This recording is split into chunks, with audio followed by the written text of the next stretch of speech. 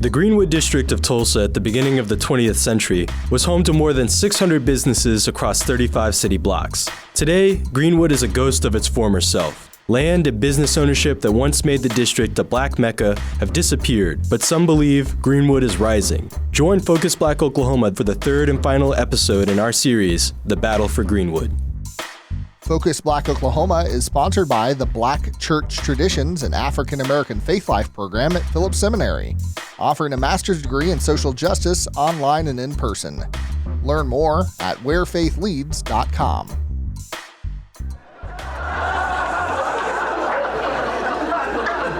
Personally, I believe in reparations, but I think it should be relevant to slavery, but also feasible. Just give me 80% off on everything made with cotton. That'd be dope, you know what I'm saying? You go to Target, send off on t-shirts. I take one of your nice ladies out to the carnival. I'll bring you back like 100 pounds of cotton candy. How'd you get all that cotton candy? I'm like, with my slave card. That'd be cool. Thanks for tuning in to this special episode of Focus Black Oklahoma. This is the last of a three-part series focusing on Tulsa's historic Greenwood district. The series is titled The Battle for Greenwood. This episode is called Reparations.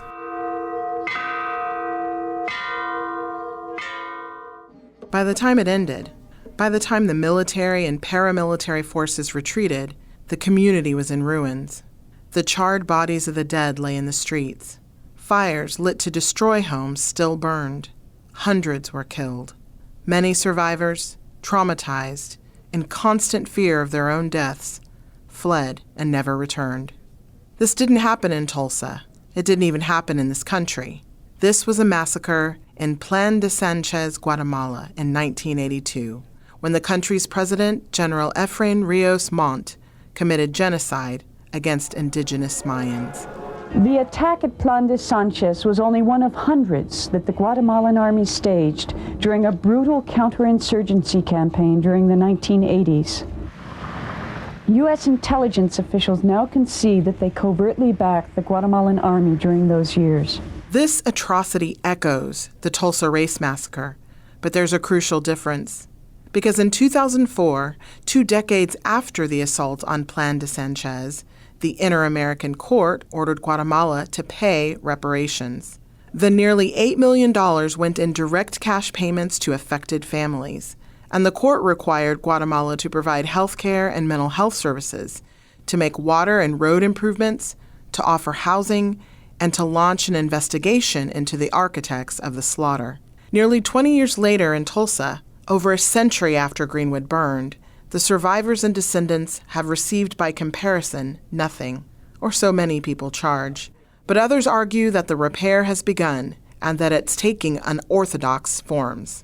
Curriculum reform is a form of reparations, building facilities that are teaching facilities like museums. John F. Reconciliation Park is a reparation item. It's a space for the community to come together and reflect on this history and dialogue, host events, etc. Part of the impetus for the gathering place is to bring people together across the divides that would otherwise separate us.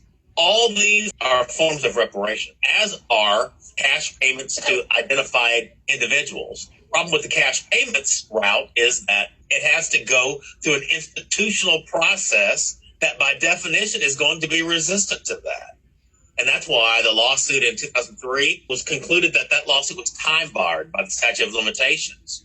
There's a lawsuit now that's pending seeking reparations, but it's based on a different kind of theory, a nuisance theory. It's a really novel theory. My guess is that it's not going to be successful because we're going through an institutional process and the institution is going to be resistant to opening the floodgates to these claims that are claims that will come from all over the nation. Hannibal Johnson is a Tulsa-based historian and attorney. He's written 11 books, many of them about Greenwood, and he embraces a broad definition of reparations, one that goes beyond direct cash payments. The Gathering Place, for example, is a private park built and funded by the George Kaiser Family Foundation. In our first episode, we reviewed some of the charges against that entity. Critics allege that in addition to advancing Kaiser's philanthropic agenda, the foundation helps him evade taxes. Johnson sees the park as a gift to the community that helps correct past wrongs, a single instance of what he calls collective reparations measures. Other examples of collective reparations for him include school curriculum reform and the new Greenwood Rising History Center. That center's interim executive director, Phil Armstrong, agrees with this expansive view of repair. He believes Greenwood Rising will kickstart the reparations process. How do we get to reparations and finally honor them? It starts with this center. What this is going to do is bring, as I've said before, worldwide pressure to say it is well beyond time for the governmental agencies who are responsible to step up and do their part. I believe this is the catalyst. You tell the story, you capture people's hearts and minds, and then you sit back and watch people flood in and say, City of Tulsa, State of Oklahoma, it's time. You owe this. It's time to pay this. But not everyone sees this connection between the History Center and compensation for the massacre's victims. The museum is not a form of reparations in my mind. Larae Arthur Menza is a project director with Local Projects, the design firm behind Greenwood Rising. But what it does do is raise the collective consciousness and makes a case for why reparation, actual real compensation and reparations are owed, not just to the Greenwood community, but across this nation to Black folk, right? So I think it contributes something to the larger conversation that, for me, is missed. For Leslie Benningfield Randall, one of the massacre's 3 remaining survivors, what's missed is the money, the justice she insists she's owed. Greenwood Rising stands as a kind of monument to her suffering, given the tens of millions the Tulsa Race Massacre Centennial Commission raised to build it. They have raised more than $30 million and have refused to share any with me or the other 2 survivors. Phil Armstrong, who served as the Centennial Commission's project director, pushed back against this charge. So yes, people can look and say, wow, they raised $30 million. The easy argument is, well, take some of that money and give to survivors. Well, you know what? That would be illegal. That would be illegal. We have a fiduciary responsibility to spend those dollars where they were applied. Now, in 2018, when people saw the work they were doing and the plans, no one at that time was saying, hey, out of the $30 million, take $5 million, because this, and someone will say, well, why don't you take $5 million of it and say this goes to survivors? Whatever Tulsans were telling the commission in 2018, one thing is clear. That year marks the 97th anniversary of the first demands for race massacre reparations.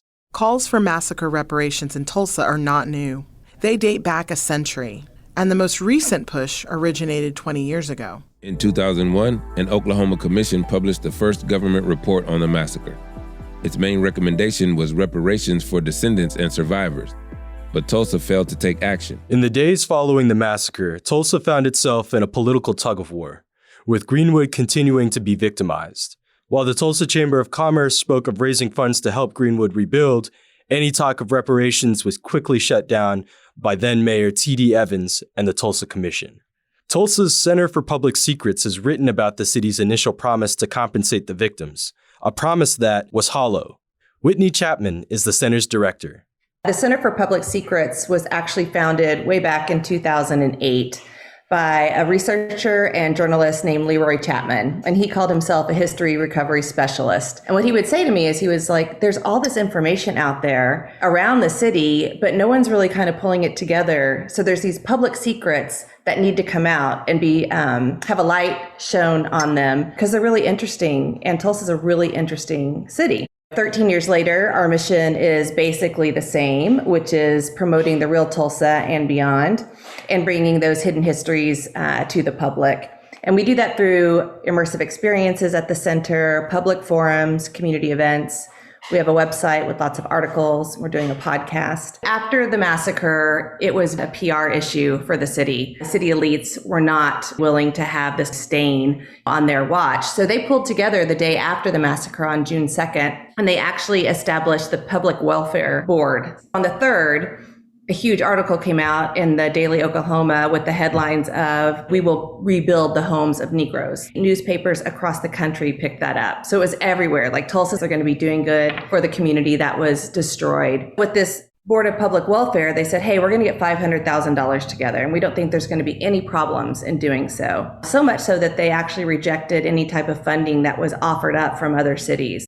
On the 6th of June, the Board of Public Welfare came out and said, actually, we feel like this burned district should really be repurposed for industrial and a wholesale district. During that time frame, the 3rd through the 6th, was when all of the media attention, in the nation was on Tulsa. They were saying, we're going to do this, we're committed to it. And as soon as that media attention went away, so did all of the work around reparations.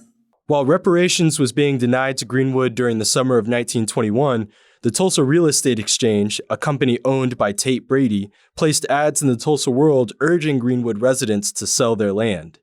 In the meantime, the commission passed an ordinance forbidding Greenwood landowners to rebuild. Attorneys such as B.C. Franklin and Alicia Scott battled in court to remove these ordinances and made the case that the attack on Greenwood was planned by the very people who sought to benefit from destroying the neighborhood and move Tulsa's Black community further north. In the case, Jackson Undertaking versus the City of Tulsa, Scott established that city officials, including the police department, quote, did, prior to June 1st, 1921, form a conspiracy for the purpose and to the end of destroying the life of citizens of Tulsa and to destroy property of said citizens, unquote. At the Race Massacre Centennial earlier this year, the center put on an exhibit titled The Architects of the Massacre. The research on display helped overturn a standard assumption about Greenwood's destruction, namely that a faceless white mob was responsible. What we were trying to do is create a story that was easy for the public to understand. There's so many ways that all of these people are connected.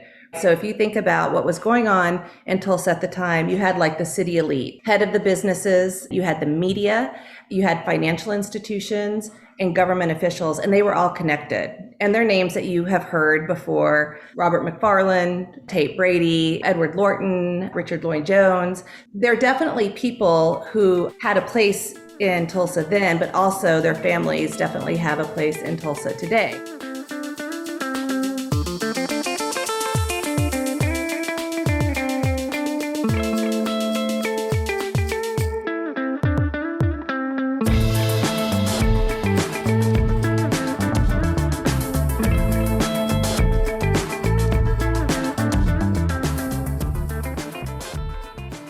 The clearest thing that's changed in recent history, and you see it by this process, is that we're not trying to pretend that something didn't happen.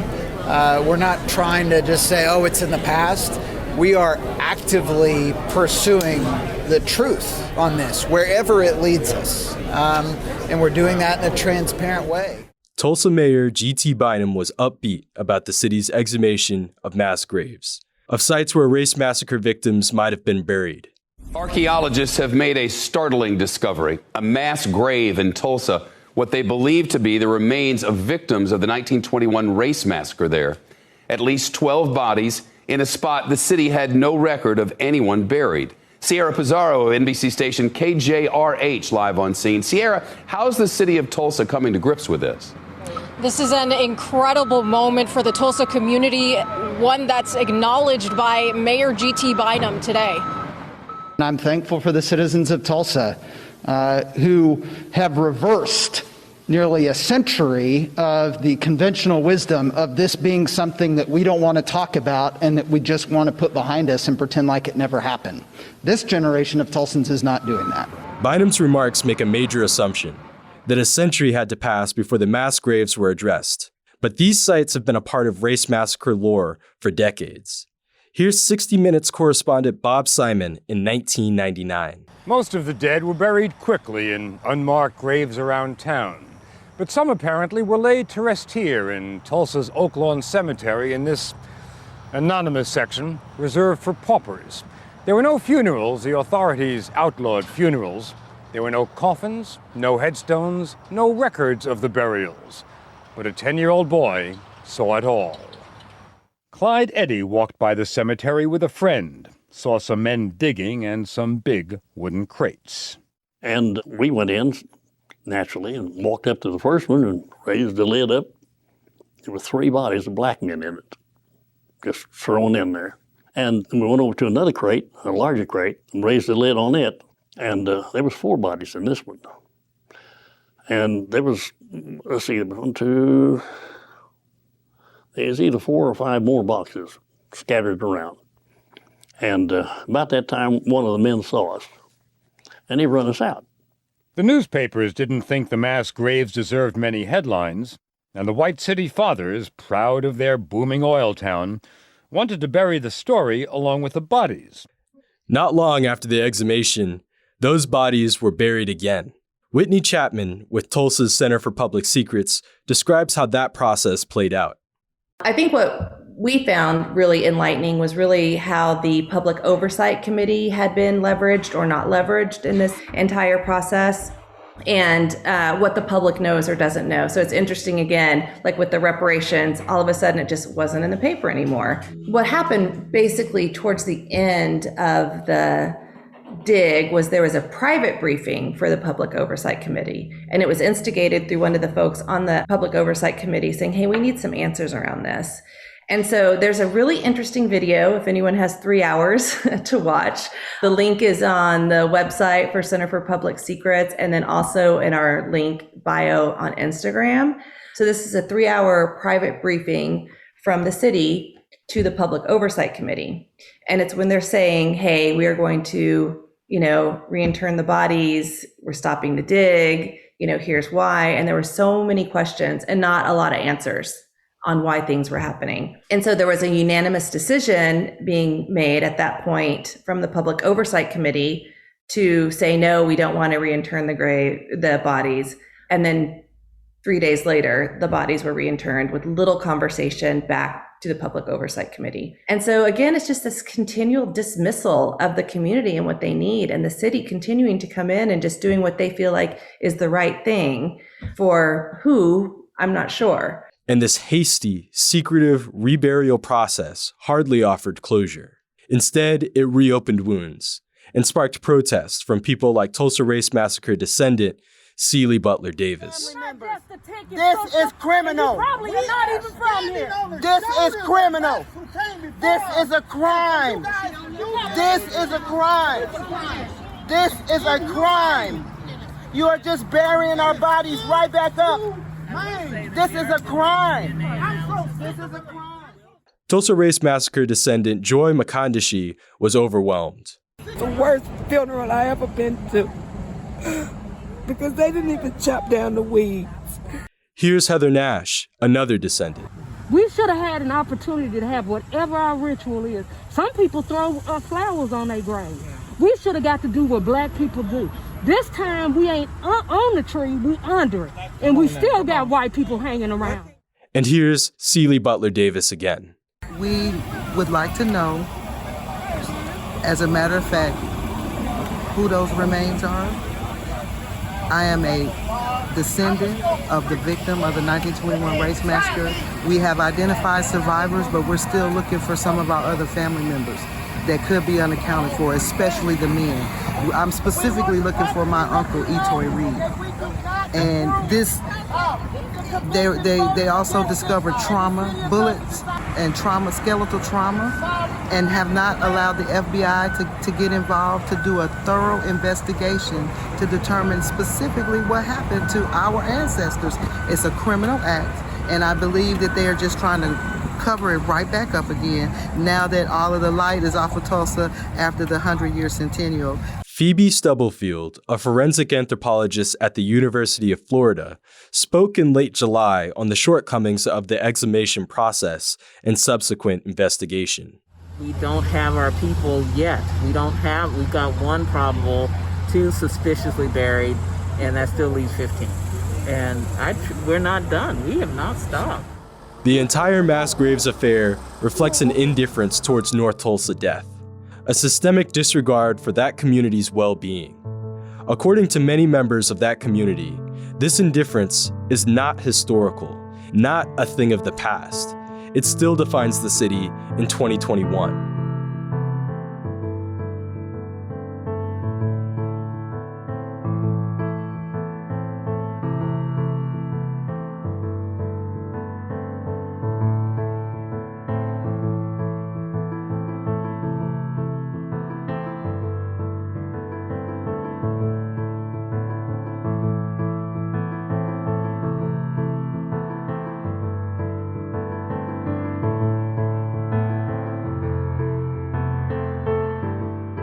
Just over a century ago, a Greenwood resident could fulfill all her needs without leaving the neighborhood.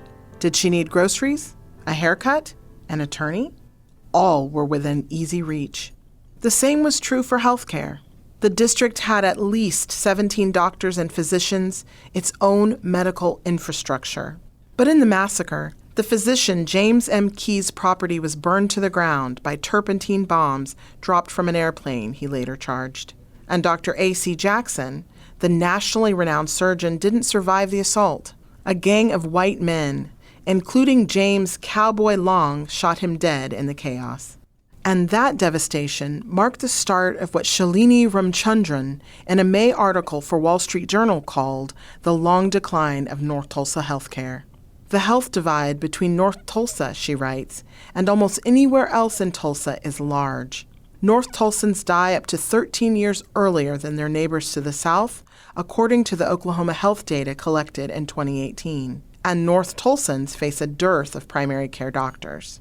Wendy Williams, the president of the Eastern Oklahoma Black Nurses Association and a North Tulsa resident, has observed these disparities firsthand for decades. I've lived in Tulsa since 1989.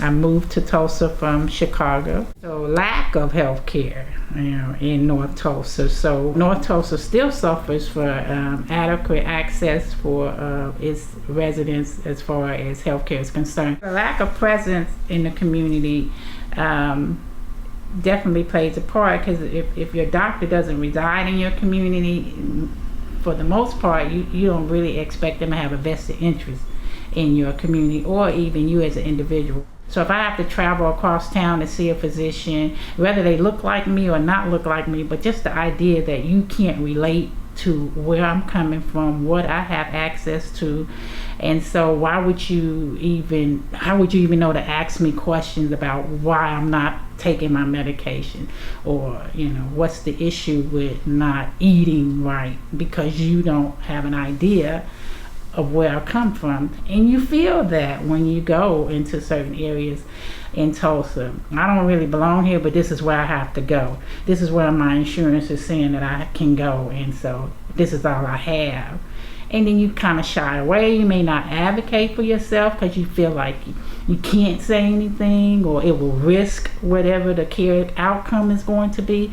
So there's a lot of issues, or a lot of variables that play into that. Given these profound inequalities, it's clear that reparations for race massacre victims are just a start. Even if they were paid, a massive task would remain: repairing the damage done by a century's worth of disinvestment in North Tulsa. And for the city's mayor, it's that latter task, and that task alone, that Tulsa should focus on. Or at least that's what his public statements would have you believe.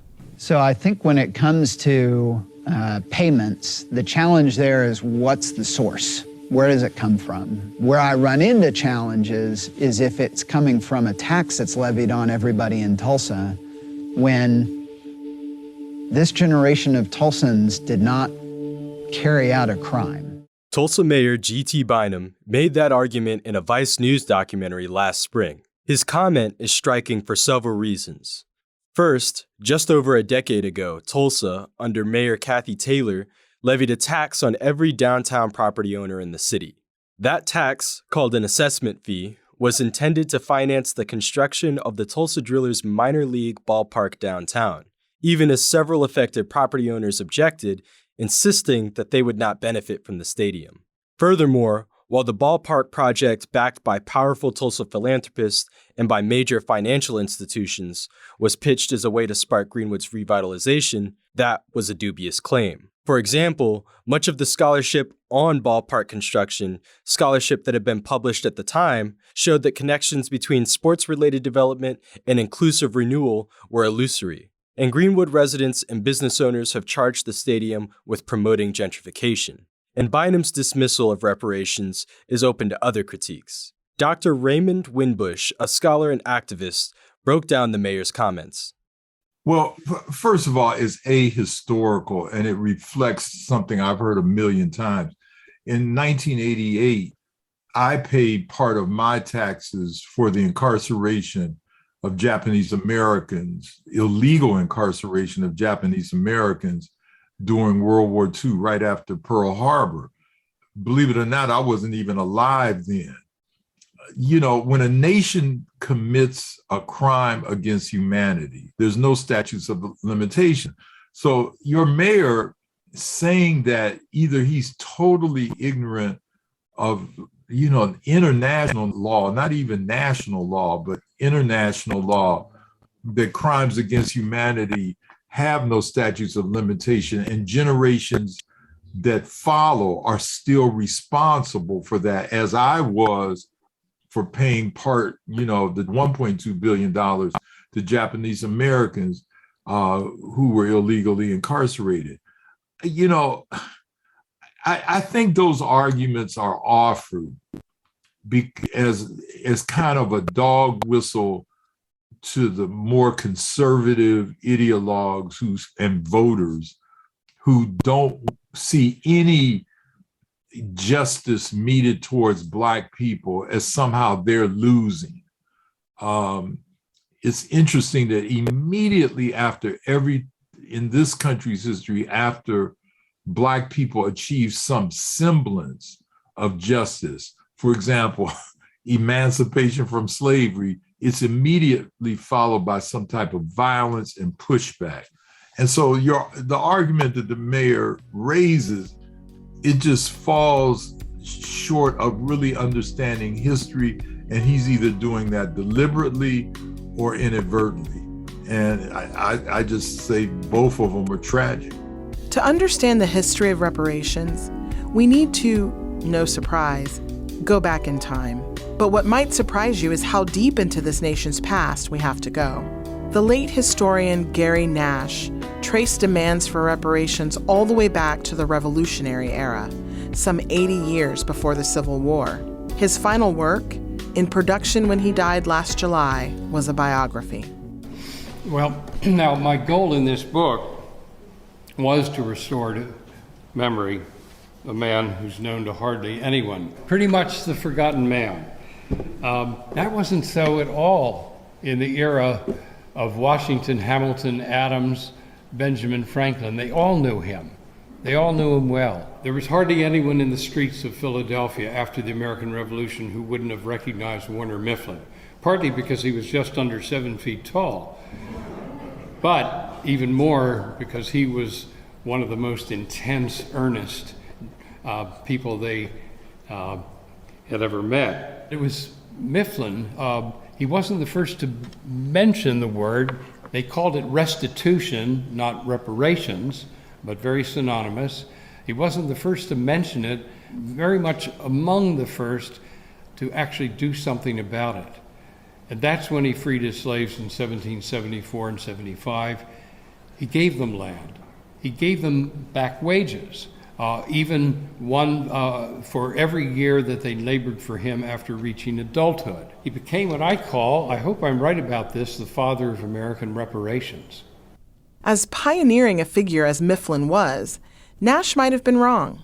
Raymond Winbush, whose books include Belinda's Petition and Should America Pay?, argues that white historians, whatever their intentions, warped the discussion surrounding reparations.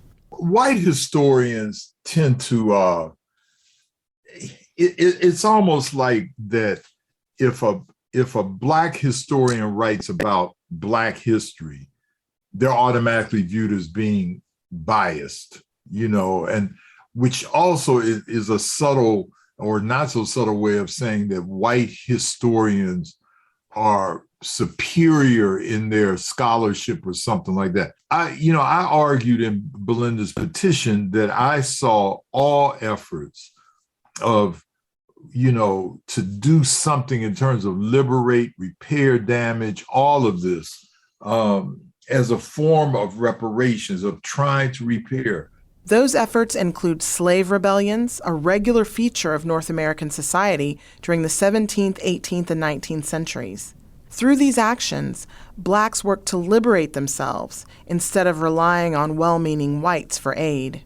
Recently, scholars have challenged the importance of these well-meaning whites, of the abolitionist white Northerners generally lauded in our history books as the people who toppled slavery in this country. One of these historians is Dr. Joanne Mellish. The idea that radical abolitionism, or abolitionism at all, of any sort, ultimately made a great change, I don't think is the case. Mr. Lincoln got himself elected saying, we will not touch the slavery where it is. We will only keep it out of the territories. The initial Emancipation Proclamation is a war effort. It's an effort to burden the South with free people of color who will not work. So the idea that abolitionism, in any sense, ultimately prevails, I think is a mistaken idea, or it's a contributing factor to a complex situation that creates change over time. And the story of Belinda, an enslaved woman in colonial-era Massachusetts owned by Isaac Royal, Jr., reinforces this view of blacks as agents of their own liberation and as authors of their own reparations demands. Jazz Doughton explains what happened after Royal's death in 1781. By 1783, Belinda decides to put forth a petition, sends this petition to the Mass General Court, which was very new, and they actually did end up giving her some of the money that was due, not all. Belinda ends up submitting 4 additional petitions between 1785 to 1793, asking for the full payment of the 30 pounds and then subsequent payments. She never did receive this money. And it really is a sin because the amount that was in the will was barely even scratched in the bucket of the money that the royals earned from the work of enslaved Africans like Belinda. Slave revolts and the demands women like Belinda made are actions that undermine the false view of slave liberation as a white-led campaign. And here's another myth relevant to the broader reparations debate, the notion that our Civil War ended slavery. Here's the late journalist Gwen Ifill interviewing writer Douglas Blackman. A new documentary that airs tonight on PBS tells the story of how American citizens freed by the 13th Amendment to the Constitution remained under lock and key for decades afterward. Slavery by Another Name, based on the Pulitzer Prize-winning book of the same name, tells the story of the thousands of African Americans who were arrested on trumped-up charges and forced to work as convict labor. You make the argument that slavery didn't end in 1863 when the Emancipation Proclamation was signed, not in 1865 when the 13th Amendment to the Constitution was ratified, but 1942. Slavery didn't end when we all have been taught that it did. It receded for a time, and in the first years after the Civil War, African Americans, the formerly enslaved African Americans, did experience a period of authentic freedom and citizenship. But beginning 20, 25 years, depending on the place, after the Civil War, a whole new regime of involuntary servitude began to be put in place all across the South, and hundreds of thousands of people were catastrophically affected. Slavery didn't just ruin lives in the U.S. That's another point any thorough understanding of reparations campaigns has to consider. Because not only are calls for reparations centuries old in the U.S., they're also common around the world. In the Virgin Islands reparations movement, time for us is measured by the progress of initiatives and moving from event to event and project to project and meeting to meeting. May 4th, 2005, a very historic piece of legislation passes unanimously here in the 26th legislature of the Virgin Islands. That resolution condemns the institution of slavery and seeks reparations from Denmark, and makes that the official position, so to speak, of the body. That's Shelley Moorhead, a Virgin Islands activist speaking in 2007 about his country's campaign for reparations from Denmark. Other Caribbean countries like Jamaica and Antigua and Barbuda have launched similar campaigns. And here's Mia Mottley, the Prime Minister of Barbados, speaking with a St. Lucia television station last year. Barbadian Prime Minister and former CARICOM chairman Mia Mottley says as a direct result of the aftermath of the slave trade and colonization, the region was now one of the most highly indebted places in the world. As a result, she is calling for a plan for economic rehabilitation with funding coming from Britain, France, the Netherlands, and the United States to redress the imbalance, since significant sums of wealth from the region had gone to build those countries. If you leave an entity 40 feet down into a hole, the only way they will get out of that hole is with assistance. And the extraction of centuries of wealth from our region, leaving the Caribbean with the very, very dire social and economic circumstances, as was expressed in the English-speaking Caribbean through the Moyne Commission, only within a generation to be propelled into independence without any form of development compact, is wrong. And there are other calls for reparations from former colonial powers, like the one Dr. Shashi Tharoor, the Indian diplomat, politician, and author, made at Oxford University on India's behalf. India's share of the world economy when Britain arrived on its shores was 23%. By the time the British left, it was down to below 4%. Why? Simply because India had been governed for the benefit of Britain. Britain's rise for 200 years was financed by its depredations in India.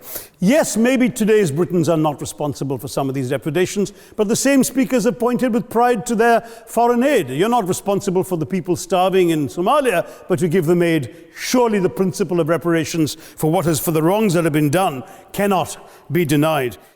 As demands for compensation mount worldwide, a handful of U.S. cities have launched their own reparations plans in places like Evanston, Illinois. At least, that's the official story. But several critics, including Black members of the Evanston community, charge the plan with masking its modest, even cynical objectives by appropriating the reparations label.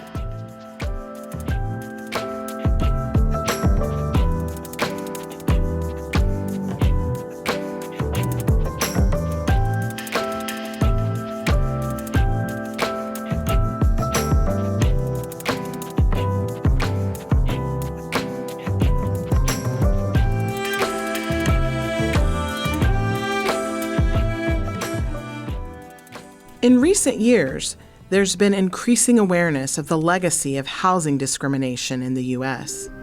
It's the 1930s in the wake of the Great Depression. FDR is president. He wants to bring economic relief to millions of Americans through a collection of federal programs and projects called the New Deal. One part of that New Deal was the National Housing Act of 1934, which introduced ideas like the 30-year mortgage and low fixed interest rates. So now you have all these lower income people who can afford homes. But how do you make sure they don't default on their new mortgages? Enter the Homeowners Loan Corporation. The HOLC created residential security maps, and these maps, they're where the term redlining comes from. Green meant best area, best people, aka businessmen. Blue meant good people like white-collar families. Yellow meant a declining area with working-class families. And red meant detrimental influences, hazardous like foreign-born people, low-class whites, and most significantly, Negroes. Again and again on these HOLC maps, one of the most consistent criteria for redline neighborhoods is the presence of Black and brown people. Let's be clear, studies show that people who lived in redlined areas were not necessarily more likely to default on their mortgages, but redlining made it difficult, if not impossible, to buy or refinance. So landlords abandon their properties, city services become unreliable, in most places crime increases, and property values drop. All of these conditions fester for 30 years as white people flee to the brand new suburbs popping up all over the country. Many of those suburbs institute rules called covenants that explicitly forbid selling homes to black people, and all of this was perfectly legal. Evanston, Illinois, just north of Chicago, was no exception to these trends. Mark Alston, a realtor, wrote in a 2019 report that local banks played a key role in creating and enforcing this discrimination. To address the disparities that resulted, last March, Evanston did something that almost no other U.S. city has done. The nation's first government-backed reparations initiative for Black Americans was approved this week in Evanston, Illinois. It's a program that could serve as a model for reparations efforts across the country. John Yang has the story. Judy, Evanston, Illinois is a suburb on Chicago's North Side lakefront. It's the home of Northwestern University. About 16% of its 75,000 residents are Black. This week, the Evanston City Council voted 8-1 to begin to make good on its promise to spend $10 million in reparations over 10 years. First up, $400,000 to compensate for past discriminatory housing practices. Individual grants of up to $25,000 a person to Black residents who can show they or their families lived in the city between 1919 and 1969. The money can be used for down payments, mortgage payments, repairs, or home improvements. Almost all the money will come from taxes on the sale of recreational marijuana. But Evanston's Black community wasn't fully on board with this plan. The lone dissenting vote against the initiative came from Alderwoman Cicely Fleming. Yeah, I was the one no vote. It was a hard vote as a Black woman. Obviously, I support reparations. Ideally, federally, we should have had something done a long time ago. But I don't think this is reparations. Actually, it's, as it was called, it's restorative, I think, housing initiative. Alderwoman Fleming is hardly alone in opposing the program. Consider Donna Walker's case. Donna Walker's family has deep roots in Evanston. My great-great-grandfather came here from Augusta, Georgia. Walker lives in Evanston and owns a hair salon. She's the perfect candidate for Evanston's restorative housing program for Black residents, but she's not going to apply. I love Evanston. I would love to own a home here. Taxes are super duper high. I would have to have another job outside of my job to just afford it. I mean, why buy something that they're going to take it away because I can't afford it? Walker's reluctance to take advantage of the program reflects broader discontent with Evanston's plan. To learn more about the community's response to this housing program, we spoke with Sebastian Knowles. I am currently a senior at Purdue University. I major in accounting and political science, and I have a minor in sociology. So I'm finishing that up right now, my last year. Hopefully we'll be graduating in May. And I am a community activist in Evanston, Illinois. I ran for mayor of Evanston back in August of 2020, and that finished up in February of 2021, which is where a lot of my involvement with the reparations movement in Evanston began. A lot of the conversations that I was having with residents when I was getting signatures, when I was going door to door, that's where, especially in Evanston's predominantly Black neighborhood, one of the chief concerns that kept coming up was reparations. And then after my candidacy, me and several others founded a group called Evanston Rejects Racist Reparations, which was founded around the essence that the housing program was being put to a vote in March. We believed that that because of the issues with residents not understanding what the program wasn't completely laid out. It was just the housing program and not the remainder of the program itself. And along with other glaring issues, we felt that it was best to either just delay the vote until after the elections were completed in April 6th, the new city council was brought into office, so we could fully lay out a program that could be replicated in other municipalities. Or that we just refer to the housing program as, a housing equity program, and keep it separate from reparations. So then again, that the reparations movement itself doesn't get co-opted by groups that may take advantage of a partially completed reparations program that's labeled as reparations. Sebastian went on to discuss the new program's limitations. There are issues that I myself and others raised before the vote. that are still being felt today and that are finally being answered and really brought to light. Say one, for instance, I asked, proponents of the program, and I said, how many Evanston residents actually qualify? How many people will this impact? Do we have enough money to actually help these people? We came up with a $25,000 figure. What happens, we have a $10 million budget. What happens if we have 600 residents that qualify for this program? We don't have enough to actually give them any sort of repair. And again, that $10 million is an estimate because it's based off of the amount of marijuana dispensaries that are in Evanston. There's currently only one. So from the beginning, I always said we need to completely lay out a plan because when people look at something, the first for anything, they look at it as a guide forward.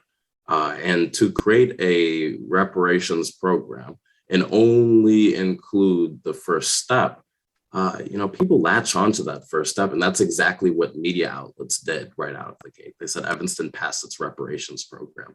I had people out here at Purdue asking if I was going to receive a $25,000 check. And I would have loved to receive a $25,000 check that would have gone straight to my student loans. But I'm like, look, no, I don't qualify. My family hasn't been here for generations. And quite frankly, it's the individuals that need this the most, i.e. the seniors in our community that lived in Evanston during that period of 1919 to 1969, more often than not, either own their home already and don't have an existing mortgage. They no longer own their home and they live in senior living, or they just have no need to actually rehab their home. So this program really was not designed with them in mind. Unlike Hannibal Johnson and Phil Armstrong, who embrace broad definitions of reparations, Alderwoman Fleming argues that repair should be narrowly defined and carefully targeted. I think when we think reparations, when we looked at historically how reparations have been laid out for other ethnic groups of harm, of government harm, it has not been where the money has been transferred to a bank or to a contractor on their behalf. People have been given direct cash payments to repair the harm that the government has done. So this program, while we don't have the full $10 million yet, for an allocation of $400,000, I think it falls very short of what I and what other residents have said to them they thought reparations would be here in Evanston.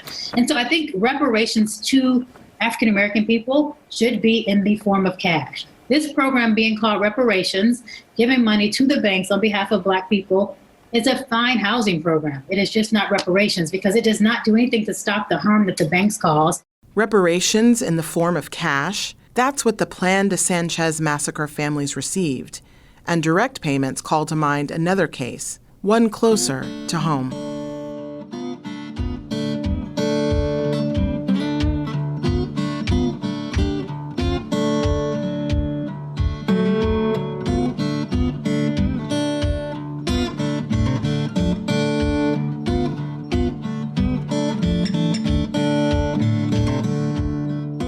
Rosewood, Florida, like Greenwood, was once a thriving Black community, but it too experienced a massacre, one that happened just 2 years after Greenwood's burning. A 1983 documentary covered that atrocity. The South today is really not much different than the rest of the country, but the Old South, that's another story and what the Rosewood Massacre is all about. 60 years ago, Rosewood in North Florida was a thriving little community of about 200 people, almost all of them Black. Early in January 1923, some 1,000 whites came to town, and when they left about a week later, Rosewood had been burned to the ground. No one knows for sure how many people were killed there. The figures might be as high as 40. For 60 years, the story of Rosewood remained secret and was only uncovered recently by Florida newspaperman Gary Moore, who is writing a book on the massacre at Rosewood. Rosewood. There's a road sign proclaiming its name, but no memorial commemorating its dead. Located 9 miles from the Gulf of Mexico at Cedar Key, Florida, Rosewood today is little more than a trailer park. You search in vain for any sign of a slaughter, for any hint of the mass murder that took place here a long time ago. Well, what did it look like? It's a big blaze. You seen things on fire. A big blaze, just burning down, just burning up the whole thing, just burning up my grandmama's house, churches and everything. They burned up everything we had, all our clothes and everything. Yeah, they burned it up. Minnie Lee Langley was only a child when she became a refugee. Now, she's a great-grandmother. At her home in Jacksonville, Florida, we talked to her about the place where she was born, Rosewood, Florida, the place that haunts her memory. I know they killed my aunt, and they killed my granddaddy. Made my granddaddy dug his hole. He didn't have but one arm, but they made him dug his own grave. And he prayed, and they shot him backwards in the grave. At Rosewood? At Rosewood. 1 decade after that documentary was filmed, in 1994, there was justice for the Rosewood community. Here's Janet Roberts, founder of Cultural Innovations in Action, interviewing civil rights attorney Steve Hanlon. Tell me a little bit about what was happening there, how you all got approached to chase down the reparations, and what you accomplished. The way I was introduced to Rosewood was by a kind of nutty guy. His name was Michael O. McCarthy. He was a hustle, but he had a story. So he said he had the last 2 survivors. And one was the Ruth Bradley Davis down in Miami, and the other was Minnie Lee Langley in Jacksonville. I knew when I saw Minnie Lee Langley, she was going to be my lead witness, and we were going to do this case. Okay, I don't care if I was 70 years old or not. The state had a moral responsibility to prosecute the people that did that and bring them to justice and restore the Rosewood people to their homes. They had not done that in 1923 or 33 or 43 or 83, 93. So the statute of limitations never ran. That's capital murder. And at the hearing, you have a hearing before a hearing officer in the legislature. We said, number one, you got to pay money. And frankly, it's more important than you pay it than it is that they receive it. What they really wanted their story told. And they lived their lives in fear. Minnie Lee had lived her life in that little tiny home in Jacksonville, Florida, in fear because they were witnesses to unprosecuted crimes. And they thought at any moment, if they ever said anything, they'd be killed. And the state hearing examiner was a brilliant guy, and he came back with a report and said, I think $150,000 a piece for those survivors. Then there would be another $500,000 for descendants. And most importantly, in the legislature, required in the curriculum for education. And so I call Rosewood Reparations 101. If Rosewood is an entry-level course in reparations, perhaps it can teach us not only about community-focused repair, but about repair on a national scale. Private individuals like Robert Johnson, the founder of RLJ Companies and BET, have already proposed plans at this level. Here he is in June 2020. Now is the time to go big. Short answers to long, horrific questions about the stain of slavery are not going to solve the inequality problem. We need to focus on wealth creation and wealth generation. And to do that, we must bring the descendants of slaves into equality with this nation.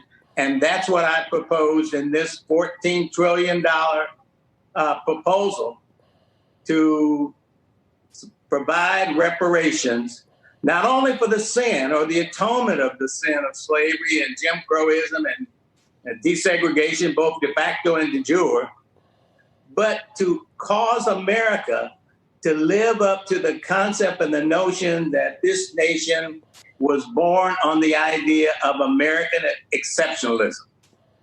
And if we take that big leap, I am convinced that the problems that we confront today can be solved, but it takes a big, bold action, and $14 trillion in reparation for damages visited upon the heirs of slaves is an appropriate statement. And there are also federal level calls for reparations, like House Resolution 40. How do you calculate 200 years plus of brutality and murder and violence and the destruction of family and the lack of transfer of wealth. How do you calculate that? How do you calculate that for the descendants of enslaved Africans? Not my neighbor, but the United States government that sanctioned this horrific act and continued disparities against the descendants of enslaved Africans, Black Americans, African Americans, from redlining to denial of loans. This is Congresswoman Sheila Jackson Lee. She's served as the representative for Texas's 18th district since 1995. Congresswoman Jackson Lee is the main sponsor of a bill which is meant to address reparations on a national scale. It's called H.R. 40. What it says is that we will establish this, appointed by the leaders of the House and Senate and the President of the United States, and we will provide a vast opportunity for data collection and witnesses and testimony and going around the nation and finding out, how do you address this question? Basically, the bill establishes a commission that would create national reparations proposals that focus on which African Americans should be paid and how. Reparations legislation was first introduced in 1989 by Representative John Conyers. Here he is on Detroit Public TV in 2000, speaking with American Black Journal host Daryl Wood. Will America ever pay reparations to the survivors of the African American slave trade? Has the civil rights agenda been diluted?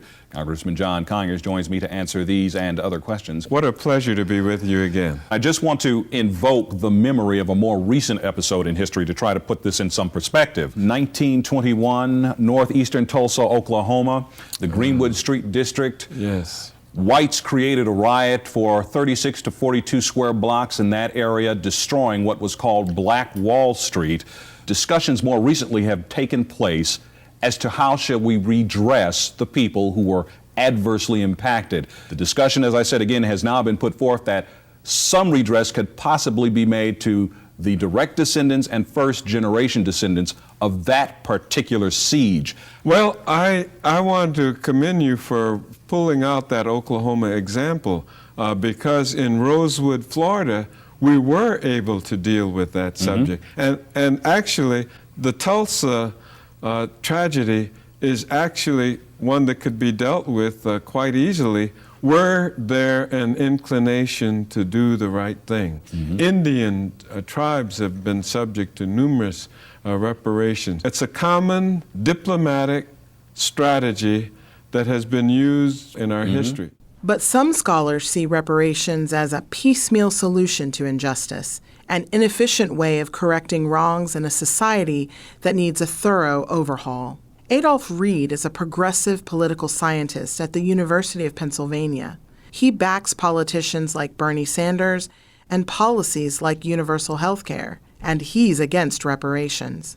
My question about the reparations thing has been the same since it got put back on the public agenda at the beginning of the century.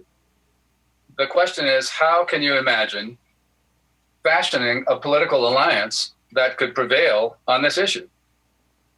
And it seems to me it's a lot easier to imagine where the constituency or the constituencies for a political alliance around single-payer healthcare could come from than it is to imagine how a broad enough alliance could be put together in defense, in support of the pursuit of reparations to prevail on that issue. Because the problem is that in a majoritarian electoral system, that's how you got to get this stuff through. It's a premise that we don't need, right? Like, we don't need to couch the demand for justice and equality in the language of payback, right?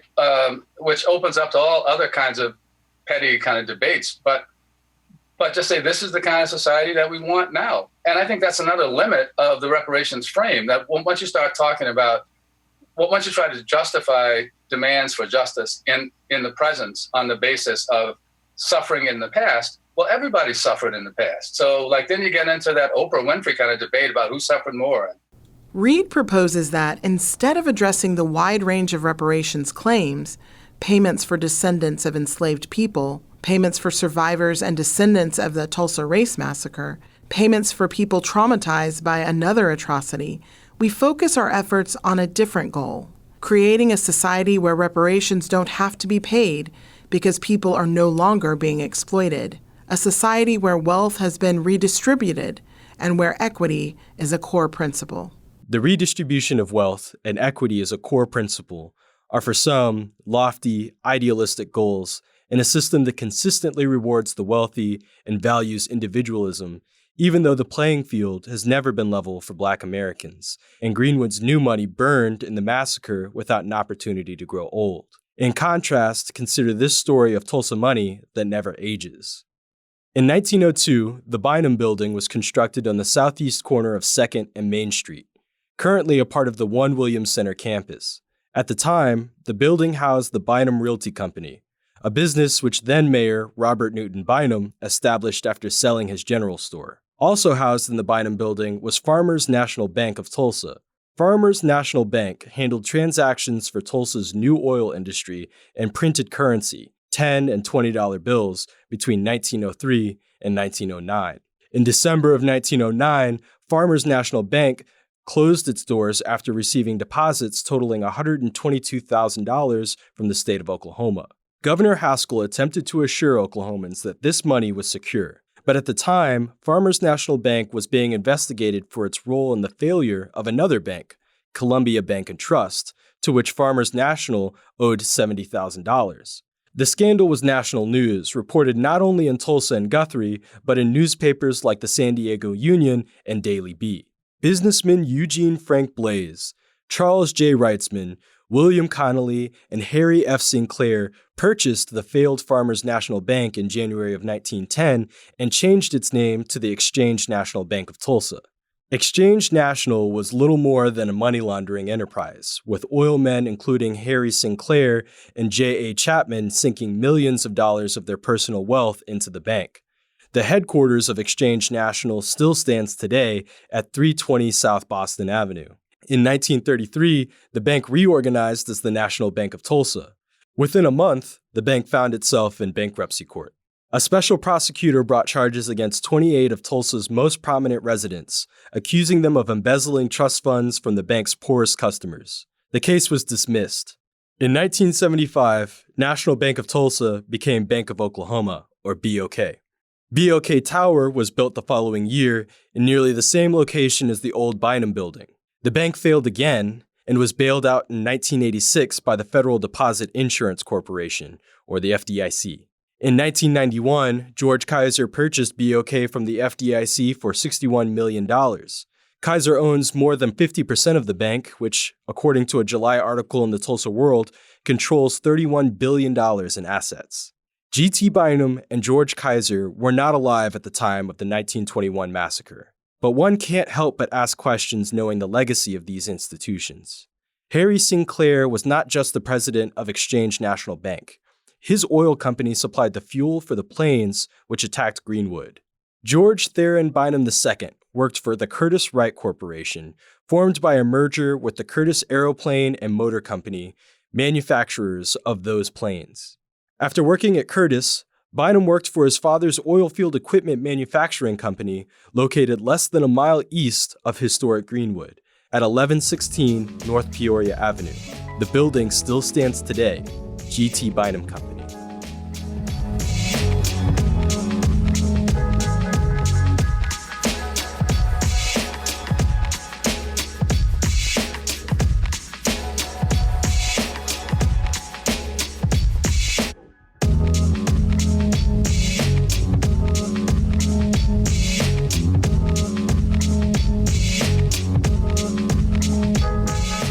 However you evaluate reparations demands as political strategy, there's no denying the fact that these calls have grown louder in Tulsa in recent years. One of the groups behind these calls is Human Rights Watch. Human Rights Watch has long been supportive of reparations by the federal government to account for the brutality of slavery and subsequent racist laws and institutions. Dreesen Heath, who works with that group, grew up in Tulsa. A year before the centennial, she published the report, The Case for Reparations in Tulsa, Oklahoma, a Human Rights Argument. In it, she writes that no one has ever been held responsible for these crimes, the impacts of which Black Tulsans still feel today. Efforts to secure justice in the courts have failed due to the statutes of limitations, but despite these failures, she insists that the Tulsa and Oklahoma governments should finally take meaningful steps to repair these ongoing, devastating wrongs. But city attorneys have pushed back against these plans. John Tucker, representing the Tulsa Chamber of Commerce, said that plaintiffs in the Tulsa reparations lawsuit lack standing because they, quote, did not suffer concrete direct injury, end quote, in the massacre. Tucker's dismissal aside, others have worked to determine how much money it would take to begin to repair what happened to Greenwood. Morgan Simon, a senior contributor to Forbes.com, tried to assess how the Black wealth concentrated in Greenwood in 1921 would have grown over the past century. The methodology that I used, was using basically starting with that report of the initial damage, looking at what that would be from an inflation perspective, and then if you had invested it in the S&P 500, which is about the lamest investment strategy you could have taken. You know what I mean? From that perspective, I would see this as an underestimation because it does not account at all for the level of innovation within the Black business community. She arrived at a figure of $45 billion. But for her, that's only the beginning. One of the ways to potentially address the question of reparations is to remove systemic bias from current public policy initiatives. Essentially, what are the ways that things like a credit score being required for car insurance and the way that that traps more people into the criminal justice system, is that the type of thing that you could remove and that could save on its own millions of dollars within communities of color? I think the other piece that we can be thoughtful about, and I think this is also when we think about reparations of the past, but then also what are unequal economic structures moving forward, that there's so much that we could do that costs nothing to the government. It just means not robbing people moving forward. I do then want to go even further to this question of what were the Native American communities that were there prior as well. I think there are cycles of colonization and exploitation that have been a fundamental part of American history. The idea that we should address that is extremely powerful and important, and I think that's where reparations comes in. I think it's really important for people to think about that as the start of the work as opposed to the end of the work. We still have those sorts of economic incentives and policy incentives in America that have not shifted. We can't pay our way out of this. We have to work through it as a society, or rather, we need to pay for our historic harm and move forward with sounder policies in the future. Thanks for tuning in to this final episode of Focus, Black Oklahoma's three-part series, The Battle for Greenwood. Our team includes Nick Alexandrov, Jamie Glisson, Carlos Moreno, Jesse Ulrich, Kolby Webster, and Devin Williams. Focus Black Oklahoma's executive producers are Quraysh Lansana and Bracken Klar. Our associate producers are Nick Alexandrov and Vanessa Gaona. And our production intern is Smriti Iyengar. Focus Black Oklahoma is supported in part by Tulsa Artist Fellowship, the George Kaiser Family Foundation, and the Schusterman Family Philanthropies. Focus Black Oklahoma is a project of Tri-City Collective.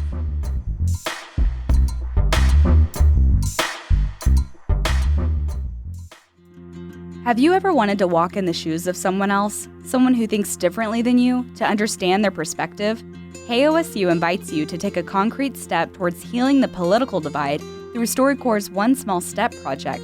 When you sign up, you'll get the chance to have a personal 50-minute conversation with someone new about your lives. So ditch the debate and learn the lived experience behind someone else's perspective. Sign up today at kosu.org/onesmallstep.